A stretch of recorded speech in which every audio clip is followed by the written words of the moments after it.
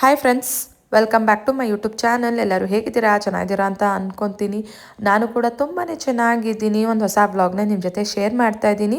So 3 ಡೇಸ್ದು ಸಣ್ಣ ಸಣ್ಣ video ಕ್ಲಿಪ್ಪಿಂಗ್ಸ್ನ ತೊಗೊಂಡಿದ್ದೆ. ಅದನ್ನು ಒಂದೇ ವ್ಲಾಗಲ್ಲಿ ಹಾಕಿದ್ದೀನಿ.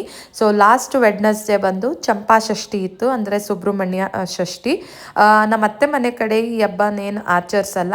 ನಾಗರ ತನಿ ಎರಿಯೋದು ನಾವು ಗಣೇಶ ಹಬ್ಬದ ದಿನ ಮತ್ತು ಸಂಕ್ರಾಂತಿ ಹಬ್ಬದ ದಿನ ತನಿ ಎರಿತೀವಿ. ಬಟ್ ಮಮ್ಮಿ ಮನೆ ಕಡೆ ಚಂಪಾ ಷಷ್ಠಿನ ಮಾಡ್ತಾರೆ. ಅದಕ್ಕೆ ನಮ್ಮನೆ ಹತ್ರನೇ ನಾಗರಕಲ್ಲು ಮತ್ತು ಹುತ್ತ ಇದೆ. ನಾನು ಒಬ್ಬಳೇ ಹೋಗಿ ಪೂಜೆ ಎಲ್ಲ ಮುಗಿಸ್ಕೊಂಡು ಮಮ್ಮಿ ಮನೆಗೆ ಹೋದೆ.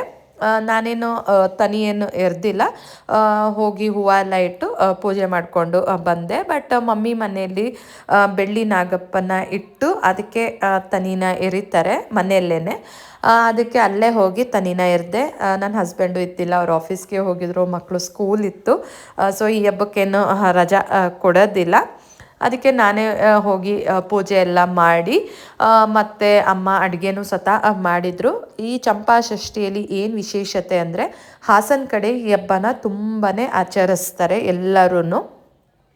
ಅದಕ್ಕೆ ಹುಗ್ಗಿಯನ್ನು ಮತ್ತು ಎಲ್ಲ ಥರದ ತರಕಾರಿನ ಹಾಕ್ಬಿಟ್ಟು ಪಲ್ಯ ಮಾಡ್ತಾರೆ. ಮತ್ತು ಕಾಯಿ ಬೆಲ್ಲ ಹಾಕ್ಬಿಟ್ಟು ಚಟ್ನಿ ಥರ ಮಾಡ್ತಾರೆ. ಸೊ ಈ ಹಬ್ಬಕ್ಕೆ ಇದನ್ನೇ ಮಾಡೋದು. ಸೊ ಆ್ಯಕ್ಚುಲಿ ಹೇಳಬೇಕಂದ್ರೆ ಮಮ್ಮಿಯವರೆಲ್ಲ ಚಿಕ್ಕವರೆಲ್ಲ ಇದ್ದಾಗ ಅಕ್ಕ ಪಕ್ಕದ ಮನೆಗೆಲ್ಲ ಹೋಗಿ ಅವ್ರ ಮನೆ ತರಕಾರಿನೆಲ್ಲ ಕೊಟ್ಟು ಅವರು ಸತ್ತ ಇವ್ರಿಗೆ ತರಕಾರಿಗಳನ್ನೆಲ್ಲ ಕೊಡ್ತಾರೆ. ಸೊ ಅದರಲ್ಲಿ ಈ ಥರ ಪಲ್ಯ ಎಲ್ಲ ಮಾಡಿ. ಬಟ್ ಮಮ್ಮಿಯವರು ಮದುವೆ ಎಲ್ಲ ಆಗಿ ಬೆಂಗಳೂರಿಗೆಲ್ಲ ಬಂದಾದಮೇಲೆ ಸೊ ತರಕಾರಿಗಳನ್ನೆಲ್ಲ ಅಕ್ಕಪಕ್ಕದ ಮನೆಯವ್ರಿಗೆಲ್ಲ ಕೊಡೋದು, ಆ ಪದ್ಧತಿ ಎಲ್ಲ ಬಿಟ್ಬಿಟ್ಟು ಮಾರ್ಕೆಟಿಂದ ತರಕಾರಿ ತೊಗೊಳ್ಳೋದು, ಮನೆಯಲ್ಲೇ ಮಾಡೋದು ಮತ್ತು ಈ ಹಬ್ಬನ ಮಾಡೋದು. ಬಟ್ ಅದನ್ನು ನೆನೆಸ್ಕೊತಾ ಇರ್ತಾರೆ ನಮ್ಮ ಆಂಟಿಯವರು ಮತ್ತು ಅಮ್ಮ ಎಲ್ಲ. ಚಿಕ್ಕವರಿದ್ದಾಗ ಎಲ್ಲರ ಮನೆಗೂ ಓಡೋಗಿ ತರಕಾರಿ ಎಲ್ಲ ಕೊಟ್ಬಿಟ್ಟು ಬರ್ತಾಯಿದ್ವಿ, ಎಷ್ಟು ಚೆನ್ನಾಗಿರೋದು ಆವಾಗ ಅಂತ ಅಂದ್ಬಿಟ್ಟು. ಬಟ್ ಇವಾಗ ಆ ಥರ ಎಲ್ಲ ಕೊಡೋದು ಏನೂ ಇಲ್ಲ ಅಂತ ಅವರು ನೆನೆಸ್ಕೊತಾ ಇರ್ತಾರೆ. ಆ್ಯಂಡ್ ಅದ್ರದ್ದು ನೆಕ್ಸ್ಟ್ ಡೇ ನನ್ನ ಫ್ರೆಂಡ್ ಮಗಳದ್ದು ಬರ್ಡೇ ಇತ್ತು. ಸಣ್ಣ ವಿಡಿಯೋ ಕ್ಲಿಪ್ಪಿಂಗ್ಸ್ನ ತೊಗೊಂಡೆ. ಸೊ ಅದಾಗಿ ನೆಕ್ಸ್ಟ್ ಡೇ ಅಂದರೆ ಫ್ರೈಡೇ ಬೆಳಗ್ಗೆ ಬ್ರೇಕ್ಫಾಸ್ಟ್ಗೆ ನಮ್ಮತ್ತೆ ಅಕ್ಕಿ ರೊಟ್ಟಿನ ಮಾಡಿದರು. ಅಕ್ಕಿ ರೊಟ್ಟಿ ಮತ್ತು ಎಲ್ಲ ಥರದ ತರಕಾರಿ ಹಾಕ್ಬಿಟ್ಟು ನಮ್ಮತ್ತೆ ಕೂಡ ಸೇಮ್ ಪಲ್ಯನ ಮಾಡಿದರು. ಇವಾಗಂತೂ ಅವರೆಕಾಳು, ತೊಗರಿ ಕಾಳು ಎಲ್ಲ ಸೀಸನ್ ಅಲ್ವಾ, ಎಲ್ಲ ಥರದನ್ನ ಕಾಳನ್ನ ತೊಗೊಂಡು ಬರ್ತೀವಿ. ಸೊ ಅತ್ತೆ ಮಾವ ಎಲ್ಲ ಇದ್ದರು, ಎಲ್ಲ ಸುಲಿದ್ರು. ಸೊ ಪಲ್ಯಕ್ಕೆಲ್ಲ ಹಾಕಿದರೆ ತುಂಬಾ ಚೆನ್ನಾಗಿರುತ್ತೆ. ಸೊ ನಮ್ಮ ಮಾವ ಕೂಡ ಬ್ರೇಕ್ಫಾಸ್ಟ್ನ ಮಾಡಿದರು.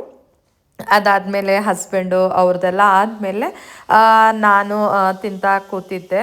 ಬಿಸಿ ಬಿಸಿ ರೊಟ್ಟಿ ನಮ್ಮತ್ತೆ ಹಾಕ್ಕೊಡ್ತಾಯಿದ್ರು, ನಾನು ತಿಂತಾಯಿದ್ದೆ. ಸೊ ನಮ್ಮತ್ತೆ ಇದ್ದರೆ ಪಾಪ ಕರೀತಾರೆ, ಬಿಸಿ ರೊಟ್ಟಿ ಆಗಿದೆ ಬಾ ಬಾ ಅಂತ ಅಂದ್ಬಿಟ್ಟು. ನಾನು ಏನೇ ಕೆಲಸ ಮಾಡ್ತಾಯಿದ್ರು ಬಿಟ್ಟು ಬಂದು ತಿನ್ನು ಅಂತ ಹೇಳ್ತಾರೆ. ಸೊ ತಿಂದೆಲ್ಲ ಆದಮೇಲೂ ಅವರು ಪಾಪ ಇನ್ನೂ ಹಾಕ್ತಾಯಿದ್ರು. ನನ್ನ ಮಕ್ಕಳಿಗೆ ಸ್ನ್ಯಾಕ್ಸ್ ಟೈಮು ಕೂಡ ಆಗಿತ್ತು. ಸೊ ಅದಕ್ಕೆ ಅವ್ರಿಗೆ ಸೌತೆಕಾಯಿ ಎಲ್ಲ ಹೆಚ್ಚಿಬಿಟ್ಟು ಆರೆಂಜು ಎಲ್ಲ ಇತ್ತು, ಅದನ್ನು ಹಾಕ್ತಾಯಿದ್ದೆ. ಮತ್ತು ಹಾಲು ಖಾಲಿಯಾಗಿತ್ತು. ಸೊ ಮತ್ತು ತೊಗೊಂಡು ಬಂದಿದ್ದೆ, ಅದನ್ನು ಕಾಯಿಸ್ತಾ ಇದ್ದೆ. ಸೊ ಈ ಥರ ಸಣ್ಣ ಪುಟ್ಟ ಕೆಲಸಗಳೆಲ್ಲ ಇರುತ್ತೆ. ಸೊ ಅದನ್ನೆಲ್ಲ ಮಾಡ್ತಾಯಿದ್ದೆ. ಆ್ಯಂಡ್ ಫ್ರೈಡೇ ಸಾಯಂಕಾಲ ಬಂದು ನಮ್ಮ ಮಾವ ಮಂತ್ರಾಲಯಕ್ಕೆ ಹೋಗ್ತಾಯಿದ್ರು. ನಮ್ಮ ಅತ್ತೆ ರಿಲೇಟಿವ್ಸು ಎಲ್ಲ ಹೋಗ್ತಾಯಿದ್ರು ಅವ್ರ ಜೊತೆ, ಅವರು ಕೂಡ. ಯಾಕೆಂದರೆ ನಾವು 2 years ಬ್ಯಾಕು ಹೋದಾಗ ನಮ್ಮ ಮಾವ ಬಂದಿತ್ತಿಲ್ಲ. ಅದಕ್ಕೆ ಈ ಸತಿ ಅವರೆಲ್ಲ ಹೋಗ್ತಾಯಿದ್ರು, ನೀವು ಹೋಗಿ ಅಂತ ಹೇಳಿದ್ವಿ. ಅದಕ್ಕೆ ಅವರು ಸತ ಹೊರಟಿದ್ರು. ಆ್ಯಂಡ್ ನನ್ನ ಹಸ್ಬೆಂಡು ಕೂಡ ಸೇಮ್ ಡೇ ಸಾಯಂಕಾಲ ಟೂರ್ ಹೋಗ್ತಾಯಿದ್ರು ದಾಂಡೇಲಿ ಕಡೆಗೆ, ಸೋಲೋ ಟ್ರಿಪ್ಪು. ಆ್ಯಕ್ಚುಲಿ ಹೇಳಬೇಕಂದ್ರೆ ನನ್ನನ್ನು ಸತ ಕರೆದ್ರು, ದಾಂಡೇಲಿಗೆ ಹೋಗಿ ಬರೋಣ, ನೀನು ನೋಡಿಲ್ವಲ್ಲ ಅಂತ. ಬಟ್ ನಾನು ಲಾಸ್ಟ್ ವೀಕ್ ಇನ್ನೂ ಫ್ರೆಂಡ್ಸ್ ಜೊತೆ ಶಿರಡಿಗೆ ಹೋಗಿದ್ದೆ. ಅದಕ್ಕೆ ಬರಲ್ಲ, ನೀವು ಹೋಗಿ ಬನ್ನಿ, ಟಯರ್ಡ್ ಆಗಿಬಿಡುತ್ತೆ ಅಂತ ಹೇಳಿದೆ. ಸೊ ಅದಕ್ಕೆ ಅವರು ಒಬ್ಬರೇ ಹೋಗಿ ಬಂದರು ಯಾವುದೋ ಟ್ರಾವೆಲ್ಸ್ ಮೂಲಕ. ಬಟ್ ತುಂಬಾ ಚೆನ್ನಾಗಿದೆ ಅಂತ ಹೇಳ್ತಾ ಇದ್ರು. ದಾಂಡೇಲಿ ಅಂದರೆ ಫೇಮಸ್ ಅಂದರೆ ರಿವರ್ ರಾಫ್ಟಿಂಗು, ಅದಕ್ಕೆ ಹೋಗಲೇಬೇಕು ಅಂತ ಅಂದ್ಬಿಟ್ಟು ಆ ಪ್ಲೇಸ್ನೇ ಅವರು ಚೂಸ್ ಮಾಡಿದ್ದು. ಆಮೇಲೆ ಅಲ್ಲಿ ತುಂಬಾ ಟೂರಿಸ್ಟ್ ಪ್ಲೇಸಸ್ ಇದೆ ವಿಸಿಟ್ ಮಾಡೋಕ್ಕೆ. ಲೈಕ್ ಯಾಣ ಇದೆ, ಅದು ಕೂಡ ತುಂಬಾ ಫೇಮಸ್ಸು. ಮತ್ತು ಸಿರ್ಸಿ ಮಾರಿಕಾಂಬಾಗೆ ಹೋಗಿದ್ರಂತೆ. ಆ್ಯಂಡ್ ಸಹಸ್ರಲಿಂಗ ಅಂತ ಇದೆ, ಆ ಪ್ಲೇಸು ತುಂಬಾ ಫೇಮಸ್ಸು. ಸೊ ಎಲ್ಲನೂ ನೋಡಿಕೊಂಡು ಮಂಡೇ ಮಾರ್ನಿಂಗು ಬಂದರು. ಸೊ ಅವತ್ತೊಂದು ದಿನ ಲೀವ್ ಹಾಕಿದರೆ ರೆಸ್ಟ್ ಸಿಗಂಗೆ ಆಗುತ್ತೆ ಅಂತ ಅಂದ್ಬಿಟ್ಟು. ಯಾಕೆಂದರೆ ತುಂಬ ಲೀವ್ಸ್ ಇದೆ, ಮತ್ತು ಇಯರ್ ಎಂಡ್ ಬೇರೆ ಅಂತ ಟ್ರಾವ್ಲಿಂಗ್ ಮಾಡಿದರು. ಆ್ಯಂಡ್ ನಾವು ಕೂಡ, ನಾನು ನಮ್ಮ ಅತ್ತೆ ಹಾಗೆ ಅಡುಗೆ ಮನೆಯಲ್ಲಿ ಸ್ವಲ್ಪ ಜಾಸ್ತಿನೇ ಟೈಮ್ನ ಸ್ಪೆಂಡ್ ಮಾಡ್ತೀವಿ. ಏನಾದ್ರು ಒಂದು ಸಣ್ಣ ಪುಟ್ಟ ಮಾತಾಡಿಕೊಂಡು ವಿಷಯ ಇದ್ದರೆ ಮಾತಾಡಿಕೊಂಡು, ಅವರು ಅಡುಗೆ ಮಾಡೋದು, ನಾನು ಸಣ್ಣ ಪುಟ್ಟ ಹೆಲ್ಪ್ ಕೂಡ ಮಾಡ್ತೀನಿ. ಆ್ಯಂಡ್ ಫ್ರಿಜ್ಜೆಲ್ಲ ತುಂಬ ದಿವಸ ಆಗಿತ್ತು, ಕ್ಲೀನೇ ಮಾಡಿತ್ತಿಲ್ಲ. ಆಲ್ಮೋಸ್ಟ್ 1 ಮಂತ್ ಏನೋ ಆಗಿತ್ತು. ಅದಕ್ಕೆ ಕ್ಲೀನ್ ಮಾಡೋಣ ಅಂತ ಅಂದ್ಬಿಟ್ಟು ಮಾಡ್ತಾ ಇದ್ದೆ. ಆ್ಯಕ್ಚುಲಿ ಹೇಳಬೇಕಂದ್ರೆ ಫ್ರಿಜ್ನ ಆಫ್ ಮಾಡಿ ಕ್ಲೀನ್ ಮಾಡಬೇಕು, ಅದು ನನಗೆ ಮರ್ತೇ ಹೋಯಿತು. ಆಮೇಲೆ ಜ್ಞಾಪನ ಬಂತು, ಇಲ್ಲ ಫ್ರಿಜ್ನ ಆಫ್ ಮಾಡಿ ಕ್ಲೀನ್ ಮಾಡಬೇಕು ಅಂತ ಅಂದ್ಬಿಟ್ಟು. ಸೊ ಎಲ್ಲ ಸಾಮಾನೆಲ್ಲ ತೆಗೆದ್ಮೇಲೆ ಜ್ಞಾಪನ ಬಂತು ನನಗೆ. ಫ್ರಿಜ್ನ ಅವಾಗವಾಗ ಡೀಪ್ ಕ್ಲೀನಿಂಗ್ ಮಾಡ್ತಾನೆ ಇರಬೇಕು. ನಾನಂತೂ ಎಲ್ಲ ರ್ಯಾಕ್ಸ್ನೆಲ್ಲ ತೆಗೆದು ತೊಳೆದು ಒಣಗಿಸಿ ಆಮೇಲೆ ಮತ್ತೆ ಜೋಡಿಸ್ತೀನಿ. ಸ್ವಲ್ಪ ಜಾಸ್ತಿ ದಿನ ಆದರೆ, ಕೆಲವೊಂದು ಸತಿ ಈ ಥರ 1 ಮಂತೆಲ್ಲ ಆದರೆ ಜಸ್ಟ್ ಒರೆಸ್ತೀನಿ. ಬಟ್ ಸೈಡ್ ರ್ಯಾಕ್ಸ್ನೆಲ್ಲ ತೆಗೆದಿದ್ದೆ.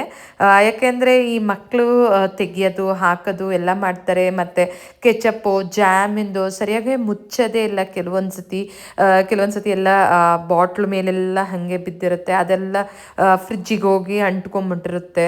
ಸೊ ಅದು ನಾವು ಒಂದೊಂದು ಸತಿ ಕೆಲವೊಂದು ಸತಿ ನೋಡಿರೋದಿಲ್ಲ, ನೋಡಿದಾಗ ಆವಾಗಲೇ ಒರೆಸ್ಬಿಡ್ತೀನಿ.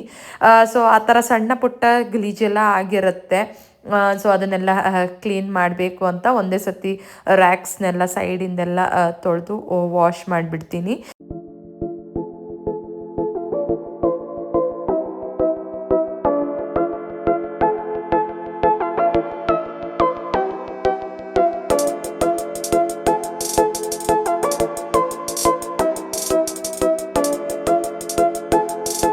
ತರಕಾರಿ ಎಲ್ಲ ಇಡೋಕ್ಕೆ ಅಂತ ಕೆಲವೊಂದು ಅಮೆಝಾನಿಂದ ತರಿಸಿದ್ದೆ.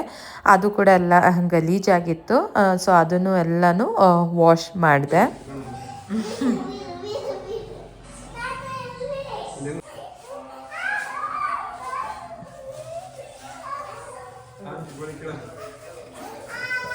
ಹಾಯ್, ಇದು ಮರಾಠಿ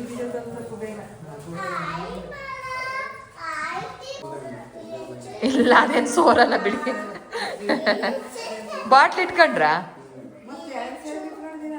ಸೊ ಅವರೆಲ್ಲ ಟ್ರೈನ್ಗೆ ಹೊರಟಿದ್ರು. ಅದಕ್ಕೆ ನಮ್ಮತ್ತೆ ಬಾಕ್ಸ್ನೆಲ್ಲ ರೆಡಿ ಮಾಡಿ ಬಟ್ಟೆ ಎಲ್ಲ ಇಟ್ಕೊಂಡಿದ್ದೀರಾ ಅಂತೆಲ್ಲ ಚೆಕ್ ಮಾಡ್ತಾಯಿದ್ರು. ಬಾಯ್.